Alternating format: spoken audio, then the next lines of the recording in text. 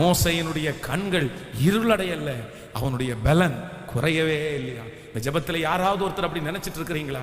ஆண்டவர் சொல்லுகிற காலம் வரைக்கும் நான் அடங்கி இருந்தேன் பாஸ்டர், அமைதியா இருந்தேன். இப்ப என்ன பார்த்து நிறைய பேர் கேட்கறாங்க, உன் டைமை நீ வேஸ்ட் பண்ணிட்டியே, உன் நாளை நீ வேஸ்ட் பண்ணிட்டியே, உன் வயசை நீ வேஸ்ட் பண்ணிட்டியே, உன் அழகை நீ வேஸ்ட் பண்ணிட்டியே, இத்தனை நாள் நீ இந்த இடத்துல இருந்து என்ன பண்ணுன? அப்ப நான் நினைக்கிறேன், ஐயோ ஒரு 5 வருஷத்துக்கு முன்னாடி போயிருக்க கூடாதா, ஒரு 10 வருஷத்துக்கு முன்னாடி போயிருக்க கூடாதா? உங்க மனசுல நினைக்கிறீங்களா? இல்ல இல்ல, ஆண்டவர் சொன்னதற்காக நீங்க அந்த இடத்துல அடங்கி இருப்பீர்களே. ஆனால் நான் நம்புறேன், கர்த்தர் உங்களை மறுபடியும் அந்த இடத்துல இருந்து கொண்டு போகும்போது பழைய பலன் அல்ல, புது பலன் உங்களுக்கு வரும். விசுவாசிக்கிறீங்களா இல்லையா? நீங்க பலவீனப்பட்டு போகவே மாட்டீங்க. நீங்க அங்கிருந்து 20 வருஷத்துக்கு முன்னாடி போனா எப்படி செய்வீங்களோ அதை விட 10 மடங்கு அதிகமாக தான் செய்வீங்க. இத்தனை 40 வருஷமும் தேவனுடைய மனுஷன் அந்த இடத்துல உழைச்சதுக்கு அப்புறம் அவனுடைய கண்ணு இருளடையவில்லையாமா, அவனுடைய பலன் குறுகி போகவே இல்லையாமா. எனக்கு ரொம்ப ஆச்சரியமா இருக்கு. காலேப் 85 வயசுல 40 வயசுல இருந்த அதே பலன் எனக்கு இருக்கு அப்படின்னு சொல்றதுல அது இருக்கலாம். ஏன்னா காலேப் எப்படி வந்தார் அப்படின்றது நமக்கு தெரியும். ஆனா மோசே எப்படி இருக்க முடியும்? ஏன் அப்படின்னா அவருடைய வாழ்க்கையில அதிக நாள் அவர் எதுல தான் செலவு பண்ணாருன்னா உபவாசத்திலே செலவு பண்ணாரு. ஆண்டவர் திடீர்னு மலைக்கு வா அப்படின்னு கூப்பிடுவாரு, போயிட்டு 40 நாள் உட்காருவாரு. 40 நாள் சாப்பிடாம தண்ணி குடிக்காம, எத்தனை 40 நாள்? அந்த மாதிரி ஜனங்களை நியாயம் விசாரிக்க போனாருன்னா காலையில உட்கார்ந்தவர் நைட்டு தான் வருவாராம். அது வரைக்கும் ஜனங்கள் லைன்ல 25 லட்சம் பேருக்கு ஒரே ஒரு லீடர் அப்படின்னா எப்படி இருக்கும்? அவ எப்படி கஷ்டமா இருக்கும்? அப்போ இவ்வளவு ஹார்ட் ஒர்க்கு, ரொம்ப ஹார்டா வேலை பார்த்தவங்க. ஆனா 120 வயசுல அவர் மரிக்கும் போது கர்த்தர் தான் அவரை எடுத்துக்கொண்டாரே தவிர அவருடைய சரீர பலவீனத்தினால் அவர் என்ன பண்ணலைன்னா மரிக்கவே இல்லை. ஆண்டவர் மட்டும் உங்களை காத்திருக்க பண்ணினாருன்னா நான் நம்புறேன், நீங்க பலத்தை இழந்தீங்கன்னு நினைக்காதீங்க. கர்த்தர் பலத்தை வச்சிருக்கிறார். உங்க பலம் குறுகி போகாது. என் நாளெல்லாம் போச்சுன்னெல்லாம் நீங்க நினைக்காதீங்க, தயவு செய்து நினைக்காதீங்க. அப்படியெல்லாம் கிடையாது. ஆண்டவர் நம்மளை கொஞ்சம் இடத்துல வச்சிருக்கிறாருன்னா அது நம்மளை மிக அழகாய் புதுப்பிக்கிறார். ஆமென் சொல்லுங்க.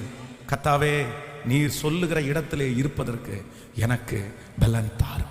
கையை உயர்த்தி கேட்கலாம். ஆண்டவர், நீங்க சொல்லுகிற வரை, நீங்க சொல்லுகிற இடத்தில் சொல்லுங்க. நீ சொல்லுகிற வரை, நீ சொல்லுகிற இடத்தில், சத்தமா இந்த வார்த்தையை சொல்லுங்க. நீர் சொல்லுகிற வரை, நீர் சொல்லுகிற இடத்தில் நான் அமைதியாய் தரித்திருக்க, நான் அமர்ந்திருக்க, நான் பொறுமையா இருக்க, நான் சகித்து கொண்டிருக்க. இப்ப பலன் கேட்கிற ஒவ்வொருத்தருக்கும் கர்த்தர் பலன் தருகிறார். இந்த சத்தத்தை கேட்கிறவர்களுக்கு பலன் தருகிறார். நீங்க மேலை நாடுகளிலே உட்கார்ந்து இந்த சத்தத்தை கேட்கலாம். நீங்கள் பிடிக்காத இடத்துல வேலை செய்து கொண்டு இந்த சத்தத்தை கேட்கலாம். நீங்கள் பிடிக்காத ஒரு சூழ்நிலை, குடும்ப சூழ்நிலை இந்த சத்தத்தை கேட்கலாம். ஏன் ஆண்டவரே என்னை இங்கே கொண்டு வந்தீர்? ஏன் ஆண்டவரே இங்கே என்னை வைத்திருக்கிறீர்? என்னை எதற்காக இந்த இடத்துல கொண்டு வந்தீர்? நான் என்ன செய்தேன்? இந்த இடம் எனக்கு பிடிக்கல, இந்த இடம் எனக்கு வேண்டாம், இந்த இடத்துல வருவேன்னு நான் நினைக்கல, இந்த இடம் எனக்கு ரொம்ப கஷ்டமா இருக்குப்பா, நான் வளர்ந்த வளர்ப்புக்கு நான் இடத்தை எடுத்திருக்க இந்த இடம் என்னத்துக்கு எனக்கு? ஏன் கர்த்தர் இந்த இடத்துல என்னை கொண்டு வந்தார்னு நினைக்கிற ஒவ்வொருத்தருக்கும் கர்த்தர் சொல்லுகிறார், வெகு சீக்கிரத்திலே நீ இருக்கிற இடத்துல அந்த சூழ்நிலையை கர்த்தர் மாற்றுவார். கர்த்தர் அந்த சூழ்நிலையை மாற்றும் போது உன்னுடைய பலன் ஒன்று கூட குறையாது. மோசேக்கு 120 வயதிலே இருந்த அதே பலன் ஹல்லேலூயா உங்களுக்கும் உண்டாகும். கர்த்தர் அந்த இடத்திலிருந்து உங்களை எடுப்பார். உங்களுக்கு குறித்திருக்கிறதை கர்த்தர் நிறைவேற்றுவார். நன்றியப்பா, நன்றியப்பா. கர்த்தர் அந்த இடத்திலிருந்து உங்களை எடுக்கும் போது பலவீனம் உள்ளவர்களாய் அல்ல, பலன் உள்ளவர்களாய் அந்த இடத்திலிருந்து வெளியே போகும்போது பலவீனனாய் நீ போவதில்லை, பலத்தோடு போவாய். நீ கற்றுக்கொண்டு போவாய். நீ எதையும் சமாளிக்க கூடிய கிருபை அந்த இடத்திலே உங்களுக்கு உண்டாகும். அந்த இடத்திலிருந்து கர்த்தர் உங்களை எடுக்கும் போது தலைவனாய் தான் கர்த்தர் எடுப்பார், உங்களை தலைவியாய் தான் எடுப்பார். ஹல்லேலூயா. உங்க கரத்திலேயே இருப்பதற்கு எனக்கு பலன் தாரும். ஆமென். காத்தீரு பொறுத்தீரு கர்த்தரை நம்பீரு, காரியங்கள் வாய்க்க செய்வார். காத்தீரு பொறுத்தீரு கர்த்தரை நம்பீரு, காரியங்கள் வாய்க்க செய்வார். உன் சார்பில் செயலாற்றுவார் இயேசு, என் சார்பில் செயலாற்றுவார். உன் வழியை கர்த்தருக்கு கொடுத்து விடு, அவரையே நம்பிடு. சொல்லுவோம், உன் வழியை கர்த்தருக்கு கொடுத்து விடு, ஓ அவரையே நம்பிடு, காரியங்கள் வாய்க்க செய்வார். சார்பில் செயலாற்றுவார். சொல்லுவோம், காரியங்கள் வாய்க்கு செய்வார். என் சார்பில் செயலா. ரெண்டு கரங்களை மேல தட்டி காத்தீரு பொறுத்தீரு கர்த்தரையே நம் தளரம். ஒரு புது பலன் கிடைக்கட்டும் அப்பா. காரியங்கள் சார்பில் செயலாற்றுவார். செயலாற்றுவார். ஹalleluya. சோ தரித்திருக்கும் போது நமக்கு கிடைக்கிற ஃபர்ஸ்ட் பிளெஸிங், முதல் ஆசீர்வாதம் என்ன அப்படின்னு சொன்னா, சூழ்நிலைகள் சீக்கிரமாய் மாறும். தரித்திரு. சூழ்நிலைகள் சீக்கிரமாய் மாறும். தரித்திரு. சூழ்நிலைகள் சீக்கிரமாய் மாறும். தரித்திரு. ஆண்டவர் உன்னை நினைப்பார். சீக்கிரமாய் பெத்லெகேமை கர்த்தர் நினைப்பார். அப்பத்தின் வீட்டை அவ்வளவு சீக்கிரமாய் ஆண்டவர் இன்னொருத்தருக்கு பஞ்ச வீடாய் கொடுக்க மாட்டார். சீக்கிரமாய் நினைப்பார். ஆனா நீங்க ஓடி போனீங்கன்னா நீங்க தான் பாதிக்கப்படுவீங்க. அதனால அமர்ந்துரு, அமர்ந்துரு. நம்பர் 2, இரண்டாவது, தரித்திருக்கிறதுனால் இல்லைன்னா அமர்ந்திருக்கிறதுனால் உண்டாகிற இரண்டாவது ஆசீர்வாதம் என்ன அப்படின்றதை குறித்து நீங்கள் ஜோசுவாவின் புஸ்தகத்தை எடுங்கள். ஜோசுவாவின் புஸ்தகத்திலே 1ஆம் அதிகாரத்திலே 1வது வசனத்தை வாசிக்கலாம். கர்த்தருடைய தாசனாகிய மோசே மரித்த பின்பு கர்த்தர் மோசையின் ஊழியக்காரன் நூனின் குமாரனாகிய யோசுவாவை நோக்கி, என் தாசனாகிய மோசே மரித்து போனான். இப்பொழுது நீயும் இந்த ஜனங்கள் எல்லாரும் எழுந்து இந்த யோர்தானை கடந்து இஸ்ரவேல் புத்திரருக்கு நான் கொடுக்கும் தேசத்திற்கு போங்கள். நான் மோசேக்கு சொன்னபடி உங்கள் காலடிகள் மிதிக்கும் எவ்விடத்தையும் உங்களுக்கு கொடுத்தேன். ஆமென் சொல்லுங்கள். நீங்க ஆண்டவருடைய பிள்ளைகளே, இரண்டாவதாக ரொம்ப காத்திருந்த ஒரு மனிதன் யார் அப்படின்னா இந்த ஜோஷுவா. காத்திருந்த ஒரு தேவனுடைய மனிதன். ஆண்டவர் மோசையே அங்கிருந்து அழைத்து கொண்டு வந்து ஒரு 40 ஆண்டுகள் அவனை கர்த்தர் நடத்துகிறார். அப்ப அவனுக்கு கீழே துணையா இருந்தவர் யார் அப்படின்னா இந்த ஜோஷுவா. அவனுக்கு கீழே துணையாக ஒரு அசிஸ்டன்ட் பாஸ்டரை போல எல்லா காரியத்தையும் சொல்றதற்கு இருந்தார். ஆரோன் ஒரு பக்கத்துல ஒரு உடன் ஊழியர். ஆரோன் என்னன்னா ஜனங்களை விசாரிக்கிறது. மோசே பாத்தீங்க அப்படின்னு சொன்னா அவர் மலையில ஏறி போகும்போது ஜனங்களை யாருடைய கரத்துல கொடுத்துட்டு போவார் அப்படின்னு சொன்னா ஆரோனுடைய கையில கொடுத்துட்டு போவாரு. ஆனா பர்சனலா அப்படின்னா தனக்கு உதவி செய்கிற ஒரு அசிஸ்டன்ட் யார் அப்படின்னு கேட்டா இந்த ஜோஷுவா. தண்ணி எடுத்து கொடுக்கறது, துணி துவச்சு போடுறது, ஐயாவை வெளியே கூட்டிட்டு போறது அப்படின்னா அவர் மேல போனாருன்னா அவர் வர்ற வரைக்கும் வெயிட் பண்ணி உட்கார வைக்கிறது. அப்படிப்பட்ட ஒரு வேலையை செய்கிறது யாருன்னா ஜோஷுவா. ஆனா இந்த ஜோஷுவா குறித்து வேதம் சொல்லுகிறது, நூனின் குமாரனாகிய ஜோஷுவா என்னும் பணிவிடைக்காரனாகிய இந்த வாலிபன் ஆசரிப்பு கூடாரத்தை விட்டு விலகாதிருந்தான், பிரியாதிருந்தான். அப்போ நான் என்ன நம்புறேன் அப்படின்னா மோசே தான் கூட அவனை வச்சுக்கிறதுக்கு என்ன காரணம் அப்படின்னா இவனுடைய ஸ்பிரிச்சுவல் லைஃப், அவனுடைய ஆவிக்குரிய வாழ்க்கையினுடைய ஒரு பெரிய குவாலிட்டி. நல்ல பையன், நல்ல ஜெபிக்கிற பையன். ஆண்டவர் அப்படின்னா மோசே ஜோஷுவா ஆண்டவர் 3 பேரும் ஆசரிப்பு கூடாரத்துக்குள்ள போறாங்க. இந்த மோசையா ஆண்டவர் கூப்பிட்டாரு, இவர் அசிஸ்டன்ட். அதனால ஐயா போற இடத்துல எல்லாம் பின்னாடியே போயிட்டு ஏதாவது தேவைப்பட்டா என்ன பண்றது அப்படின்னு பின்னாடி போறாரு. இப்ப ஆசரிப்பு கூடாரத்துக்குள்ள 3 பேர் இருக்காங்க. ஆண்டவர் இருக்கிறாரு, மோசே இருக்கிறாரு, ஜோஷுவா இருக்கிறாரு. இப்ப ஆண்டவர் மோசைட்ட பேசிட்டே இருக்கிறாரு. பேசி முடிச்ச உடனே மோசே ஆசரிப்பு கூடாரத்தை விட்டு வெளியே போறாரு. ஆனா ஜோஷுவா என்ன பண்றாராமா, உட்கார்ந்து ஜெபம் பண்ணிட்டு இருக்கிறாராமா. மோசே வெளியே போனதுக்கு பிறகு கூட நூனின் குமாரனாகிய வாலிபன் அந்த ஜோஷுவா ஆசரிப்பு கூடாரத்தை விட்டு விலகாதிருந்தான். ரொம்ப குவாலிட்டி உள்ள ஆளு. ஆனா மோசே மரித்த உடனே கர்த்தர் என்ன சொல்றாரு அப்படின்னு சொன்னா ஜோஷுவாவை கூப்பிட்டு சொல்றாரு. அவனை கர்த்தர் பலப்படுத்தி ரொம்ப அழகா சொல்றாரு. பாருங்க, கர்த்தருடைய தாசனாகிய மோசே மரித்த பின்பு கர்த்தர் மோசையின் ஊழியக்காரனான நூனின் குமாரனாகிய ஜோஷுவாவை நோக்கி, என் தாசனாகிய மோசே மரித்து போனான். இப்போதும் நீயும் இந்த ஜனங்கள் எல்லாரும் எழுந்திருந்து இந்த யோர்தானை கடந்து இஸ்ரவேல் புத்திரருக்கு நான் கொடுக்கும் தேசத்திற்கு போங்கள். ஹல்லேலூயா. எப்படி இருக்கும்ல. இப்போ மோசே மரிச்ச உடனே அவங்களுக்குள்ளேயே தெரிஞ்சிருச்சு அடுத்த தலைவன் ஜோஷுவா தான். ஏன்னா மோசே மரிக்கிறதுக்கு முன்னாடி யார் மேல கையை வச்சார் அப்படின்னா இந்த ஜோஷுவா மேல கையை வச்சிட்டார். கையை வச்ச உடனே இவங்க ஒரு முடிவு பண்ணிட்டாங்க, அடுத்த தலைவன் ஜோஷுவா தான். ஆனா எப்படி ஏத்துக்கிறது? இவன் சின்ன பையனாச்சே, இவனை எப்படி ஏத்துக்க முடியும்? அவங்க வயசுக்கு, அவங்களுடைய அனுபவத்திற்கு அவர் சின்னவர் நினைச்சுங்களேன். அப்படியாச்சே, எப்படி ஏத்துக்கிறது? ஏன்னா அவருக்குள்ளே ஒரு பயம் இருக்குது. ஐயோ, மோசே எவ்வளவு பெரிய ஆளு, அவரே இப்படி பண்ணிட்டாங்களே. அதனாலதான் இந்த ஜோஷுவாவின் புஸ்தகம் ஆரம்பிக்கும் போது கர்த்தர் 3 இடத்துல மோசையை பார்த்து பலன் கொண்டு திடமனதாயிரு, திகையாதே, கலங்காதே, நான் மோசையோடு இருந்தது போல உன்னோடும் கூட இருப்பேன் அப்படின்னு ஆண்டவர் வந்து இந்த ஜோஷுவாவை திடப்படுத்திட்டே இருக்கிறாரு. இப்ப பாருங்க, 40 நாள் துக்கம் முடிஞ்சிருச்சு. எல்லாரும் சைலண்டா அந்த துக்க வீட்டுல அப்படியே உட்காந்துருக்காங்க. கிட்டத்தட்ட 20 லட்சம் பேர் உட்காந்துருக்காங்கன்னு வைங்களேன். அப்படியே உட்காந்துருக்கும் திடீர்னு ஒரு சத்தம் வருது. யாரை பார்த்து அப்படின்னா ஜோஷுவாவை பார்த்து. ஆண்டவர் சொல்றாரு, என்னடா மோசே இறந்து போயிட்டான், நீங்க எத்தனை நாள் தான் இப்படி உட்காந்துருப்பீங்க? இந்தடா நீ ஃபர்ஸ்ட் ஆண்டவர் யாரை சொல்றாருன்னா நீயும் ஜனங்களும். அப்போ நான் இதுக்கு என்ன ஒரு தலைப்பு வச்சேன்னா, நீங்கள் கர்த்தருடைய கரத்திலே தரித்திருப்பீர்களே ஆனால் ஆண்டவரே உங்களை ஒரு நாள் உயர்த்துவார்.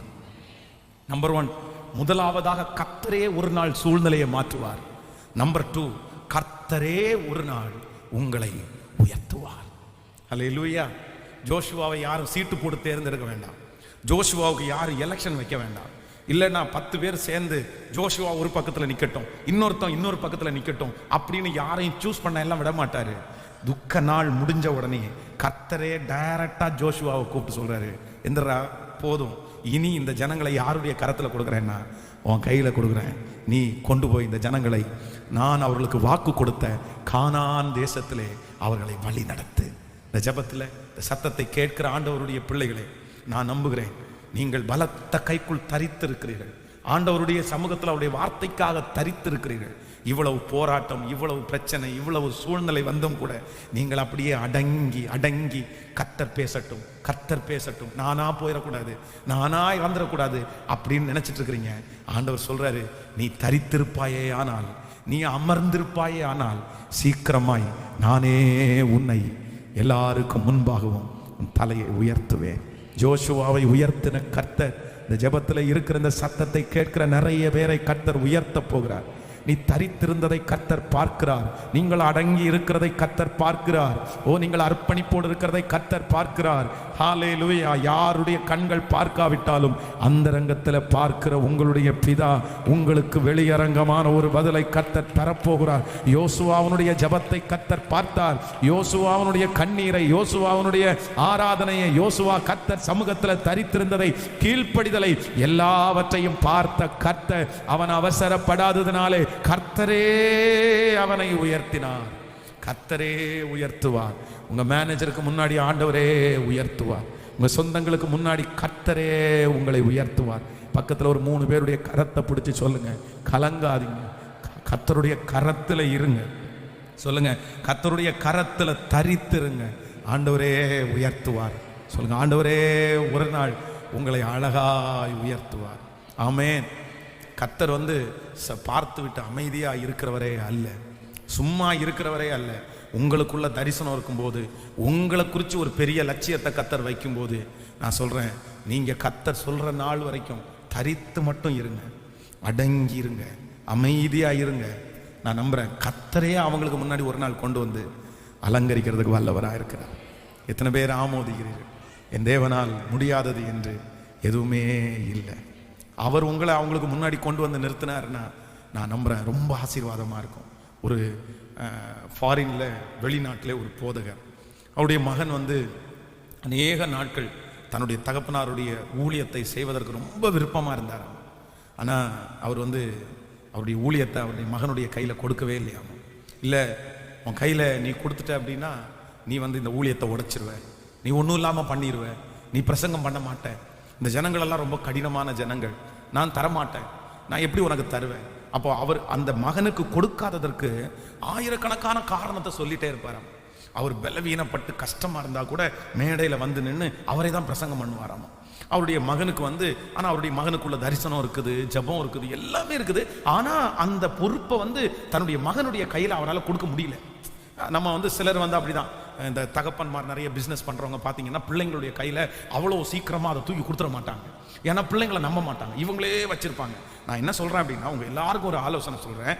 நீங்கள் ஒரு பிஸ்னஸ் பண்ணுறவங்களா இருந்தீங்கன்னா, ஒரு தொழில் செய்கிறவர்களாக இருந்தீங்கன்னா, உங்களுடைய தொழில் அடுத்த வம்சத்திற்கு, அடுத்த தலைமுறையினருக்கு இந்த பிஸ்னஸை வந்து நீங்கள் கொண்டு போய் சேர்க்கணும்னு நினச்சிங்கன்னா, நான் நம்புகிறேன் கண்டிப்பாக அவங்கள முன்னாடி விடணும்னு சொல்லலை, இப்போவே அதை குறித்து நீங்கள் சொல்லிக் கொடுங்க.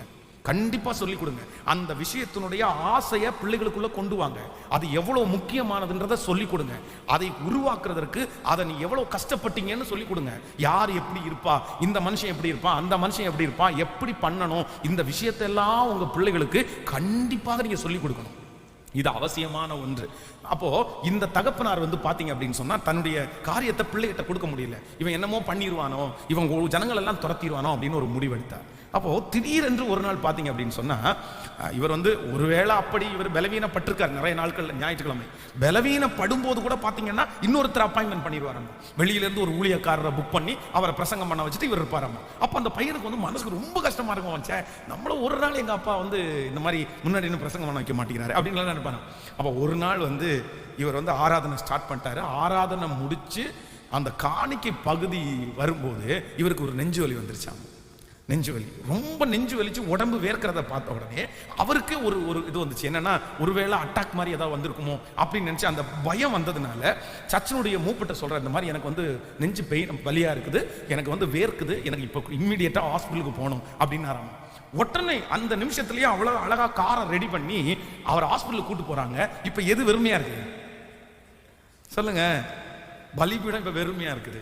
அப்ப இந்த பலிபீடம் வெறுமையா இருந்த உடனே இந்த எல்லாரும் சொல்றாங்களாமா, இனி பிரசங்கமே பண்ணல, கொஞ்ச நேரம் பிரசங்கம் பண்ணி ஜெபம் பண்ணி முடிச்சிருங்க அப்படின்னு. உடனே ஃபர்ஸ்ட் டைம் வந்து அவருடைய பலிபீடத்தில் இருக்கக்கூடிய ஒரு சின்ன வாய்ப்பு. அப்ப அவர் பிரசங்கம் பண்ணாராமா. ஜனங்கள் எல்லாரும் அன்னைக்கு ஒப்பு கொடுத்தாரலாமா. அவங்க அப்பா அங்க ஹாஸ்பிட்டல்ல போய் செக் பண்ணி பார்த்தா ஒண்ணுமே இல்லையாமா. அவருக்கு சும்மா சாதாரணமான ஒரு கேஸ்ட்ரிக் ப்ராப்ளம், அதனால நெஞ்சில் போய் அந்த கேஸ் அடைச்சு அந்த மாதிரி வலி வந்திருக்குது. அவங்க போன உடனே ஒரு டேப்லெட் போய் இன்ஜெக்ஷன் கொடுத்தாங்க. அவ்வளோதான், அவருக்கு எல்லாம் வலியெல்லாம் நார்மல் ஆச்சு. அவர் அங்கேருந்து ஆராதனை முடிகிறதுக்குள்ள சர்ச்சுக்கு வர்றாரு. இங்கே சர்ச்சில் ஒரு பெரிய எழுப்புதலே உண்டாகிறது. அப்போ அவங்க பையனை பார்த்து சொன்னாராம்மா, நான் இது வரைக்கும் உன்னை விடாமல் இருந்தேன், ஆனால் ஆண்டவரே என்ன பண்ணிட்டாருன்னா எனக்கு இப்படி ஒரு வலியை கொடுத்து உன்னை நிற்க வச்சிருக்கிறாரு. நீ கண்டினியூ பண்ணு, நான் இனி கீழே உட்காந்து உன்னை பார்த்துட்டு இருக்கிறேன், என்ன வேணாலும் என்கிட்ட ஆலோசனை கேளுனாராமா. அப்ப நான் நம்புறேன், நீங்க மட்டும் ஆண்டவருடைய சமூகத்துல உண்மையாய் உத்தமமாய் கர்த்தரை பின்பற்றுகிறேன்னா நீங்க அடிச்சு புடுங்க வேண்டாம், போய் இழுத்தெல்லாம் வாங்க வேண்டாம், நீங்க 10 பேர்கிட்ட போய் எனக்கு கொடுக்கல சொல்ல வேண்டாம். நான் நம்புறேன், ஆண்டவர் உங்க கூட இருப்பாரே ஆனால் உங்களுடைய உயர்வை தடுக்கிறதற்கு யாராலும் முடியாது. கர்த்தர் உங்களை உயர்த்துவார். ஏற்ற காலத்துல அதற்கு வேண்டிய வழிகளை, கிருபைகளை ஆண்டவரே உங்களுக்கு கட்டளையிடுவார். கர்த்தரே அந்த வழிகளை உங்களுக்காக திறப்பார். நீங்க அதுல வந்து எந்த விதமான டவுட்டும் பட வேண்டாம். நீங்க கர்த்தரை மட்டும் நோக்கி பாருங்க. ஐயாவை பார்க்காதீங்க, மோசையை பார்க்காதீங்க, யாரையும் பார்க்க வேண்டாம். நமக்கு என்ன வேலை? உங்களுக்கு கொடுக்கப்பட்டிருக்கிற வேலையில நீங்க உண்மையா உத்தமமா இருங்க. மற்றதை ஏற்ற நேரத்திலே தேவனே நமக்காய் கர்த்தர் செய்வார். ஹல்லேலூயா. அப்போ தரித்திருக்கிறதுனுடைய இரண்டாவது ஆசீர்வாதம் என்னன்னா, ஆண்டவர் வாக்கு கொடுக்கிறார், நான் உன்னை ஏற்ற காலத்திலே உயர்த்துவேன். நம்பர் 1, முதலாவதாக உனக்கு ஏற்ற காலத்திலே சூழ்நிலைகளை மாற்றுவேன். நம்பர் 2, ஏற்ற காலத்திலே உன்னை நான் உயர்த்துவேன்.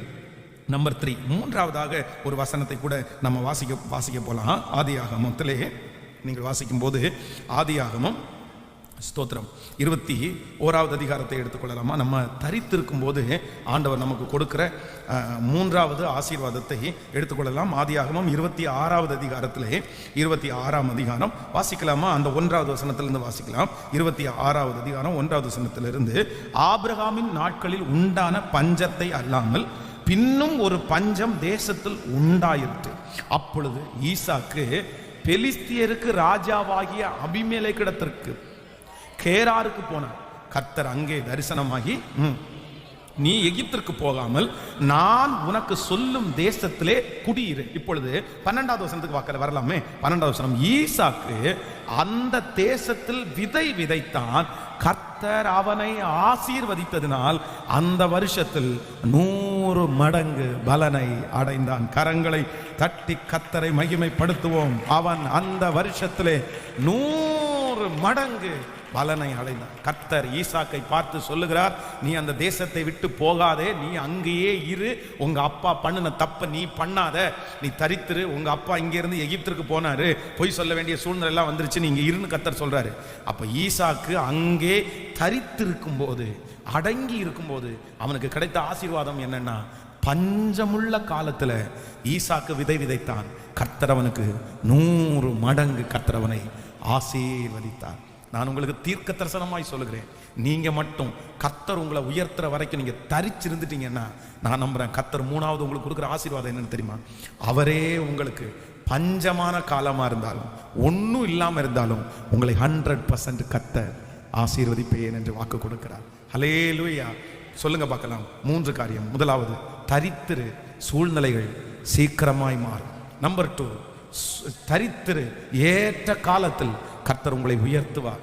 நம்பர் 3, மூன்றாவது, தரித்திரு, ஏற்ற காலத்திலே கர்த்தர் உங்களை ஆசீர்வதிப்பார். திரும்ப ஒரு விசை சொல்லுங்கள் பார்க்கலாம். தரித்திருங்கள், ஏற்ற காலத்திலே சூழ்நிலைகள் மாறும். நம்பர் 2, இரண்டாவது, தரித்திருங்கள், ஏற்ற காலத்திலே கர்த்தர் உங்களை உயர்த்துவார். தரித்திருங்கள், ஏற்ற காலத்திலே கர்த்தர் உங்களை ஆசீர்வதிப்பார். ஆமேன் சொல்லுங்கள். ஆண்டவரே, எனக்கு ஒரு கிருபையை தாரும். நான் என்ன பண்ணணும்னா, அடங்கி இருக்கணும், பொறுத்து இருக்கணும், அவசரப்படக்கூடாது. கர்த்தர் சில நேரத்தில் நம்ம தலையின் மேலே நுகத்தை வைப்பார், நம்மளை ஒடுக்குவார், நம்மளை சில நேரத்தில் சோதனையில் நடத்துவார். நம்ம பிடிக்காதெல்லாம் நம்முடைய வாழ்க்கையில் வரும். அப்போ ஆண்டவருடைய பிள்ளைங்க என்ன பண்ணணும்னா, அவருடைய கரத்திலேயே தரித்து இருக்கணும். இந்த ஜெபத்தில் யாரோ ஒருத்தடத்துல ஆண்டவர் தெளிவாக பேசுகிறத நான் உணர்றேன்.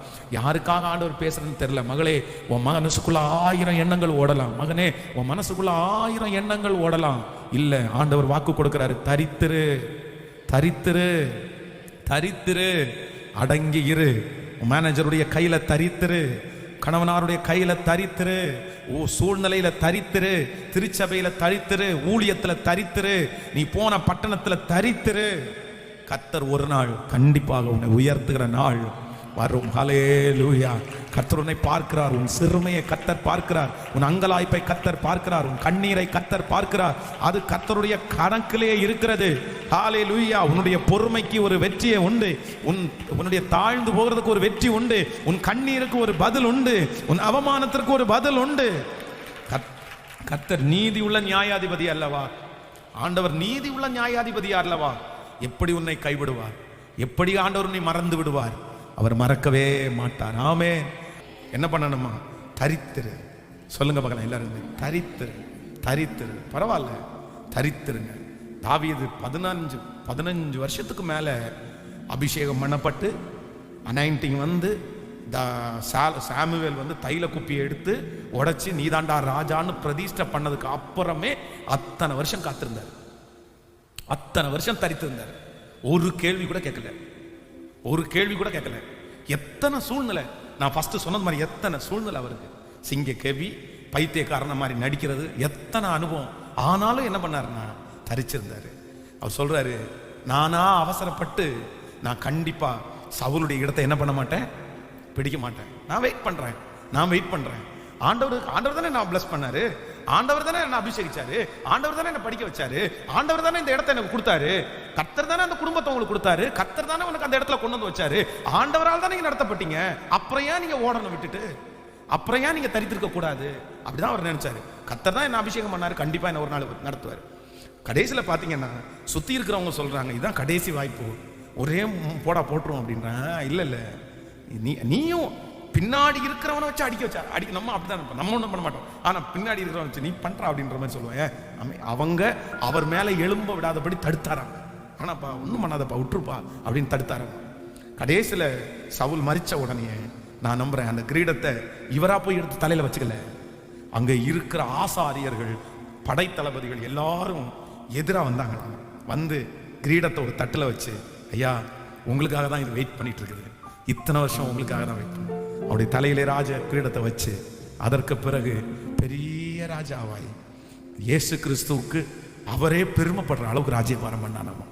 ஆமேன் சொல்லுங்க. தரித்திருக்கிறதுனுடைய ஆசீர்வாதம் வேற, அது யாருக்குமே கிடைக்காது. ஆமேன். இந்த சின்ன சின்ன பாடுகளுக்காக ஆண்டவருடைய பிள்ளையே, எதிர்கால வாழ்க்கையை இழந்து விடாதிருங்க. கர்த்தர் உங்களுக்காக வைத்திருக்கிற மாணிக்கத்தை இழந்து விடாதிருங்க. கர்த்தர் உங்களை இந்த சின்ன உருவாக்குதலுக்காக இங்க தரித்திருக்காம ஓடி ஓடி ஓடி நீ எத்தனை இடத்துல ஓடி ஒளிவ, நீங்க விட்டுட்டு எத்தனை இடத்துல நீ போவ. இங்க இருக்கிற அதே சிச்சுவேஷன் நீ போற இடத்துல இருந்தா, இதை விட மோசமான ஒரு சிச்சுவேஷன் அங்க இருந்துச்சுன்னா, அப்ப அங்க விட்டுட்டு இன்னொரு இடத்துல போயிருவீங்களா?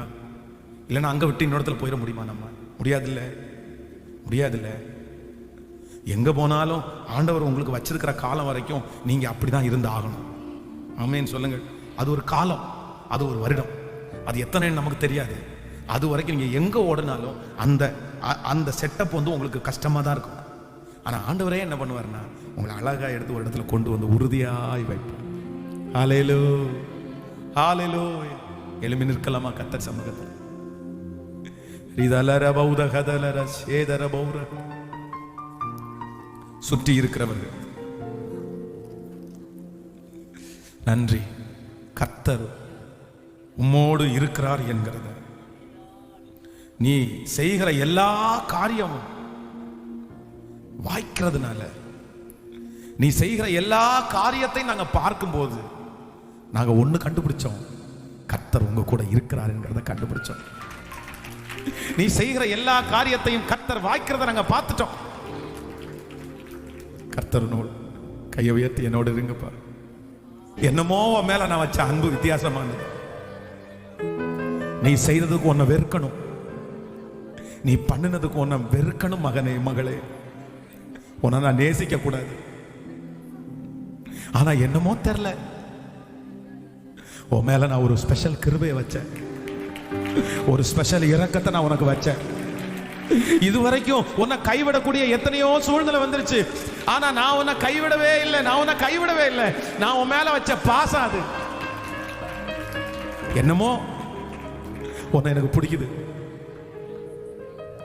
நீ அப்படி கொஞ்சம் கொஞ்சம் என்னை விட்டு தூர போனாலும் உன் மனசு வருத்தப்படுது.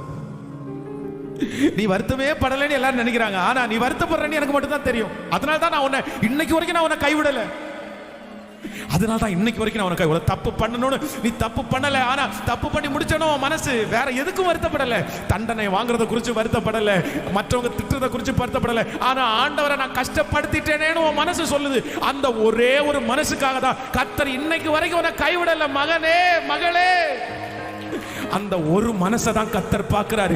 அந்த ஒரு மனசுக்காக தான் பிசாசுனுடைய கையில இன்னைக்கு உன்னை ஒப்பு கொடுக்காம உன்னோட திரும்ப திரும்ப பேசி உன்னை தட்டி கொடுத்து, நீ எங்கிட்ட வந்துரு, நான் உன்னை அலங்கரிப்பேன், நான் உன்னை உயர்த்துவேன்னு இன்னைக்கு வரைக்கும் கர்த்தர் சொல்லிட்டே இருக்கிறாரு. ஓ நன்றி நன்றி. எப்ராஹிமே,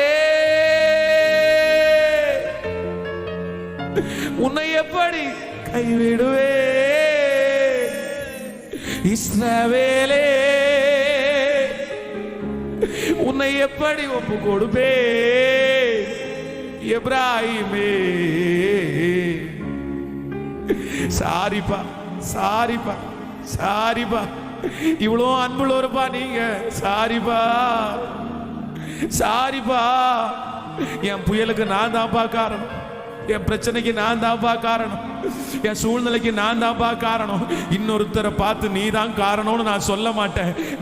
நான் உங்களை விட்டு தூரம் போனதுனால தான், நான் உங்களுக்கு கீழ்ப்படியாததுனால தான், நான் உங்களுக்கு பிடிக்காத வழியில நடந்ததுனால தான், என் நிமித்தம் தான் இந்த சேதம் உண்டாயிருக்கு, என் நிமித்தம் தான் இந்த புயல் உண்டாயிருக்கு, என் நிமித்தம் தான் இந்த நஷ்டம் உண்டாயிருக்குது, என் நிமித்தம் தான் இந்த கடல் இறைச்சலா இருக்குது, என் நிமித்தம் தான் இந்த புயல் ஓய மாட்டேங்குது. வேற யாரும் காரணம் இல்ல, நான் தான் காரணம்.